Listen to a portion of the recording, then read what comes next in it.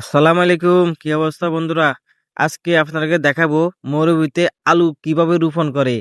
এই যে এখানে ছিদ্র বরাবর আমার মধ্যে গর্ত করে থুই গেছে, তো আমি তার পিছনে দিয়ে আলুগুলো রোপণ করতে আছি। আর যেখানে আলুর কন্ডা বলেন, আমাদের নোয়াখালী কন্ডা বলে থাকি, আপনারা কি বলে কমেন্ট করে জানাবেন। দেখছেন, সব বালু আর বালু ভাই। এই বালুতে আলু ফলন ভালো হয় ইনশাল্লাহ। আমরা 3-4 বার রোপণ করছি এই জায়গায়।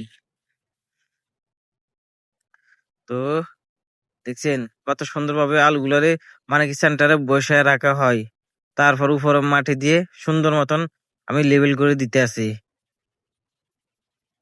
তো ভাই, ভিডিওটা ভালো লাগলে শেয়ার করে দিবেন। এভাবে সবগুলারে একই সিস্টেমে রোপণ করতে হয়। দেখছেন ভাই, অভিজ্ঞতা হয়ে গেছে। এই যে 3-4 বার রোপণ করছি, তো অভিজ্ঞতা হয়ে গেছে। তো ভাই, ভিডিওটা ভালো লাগলে শেয়ার করবেন।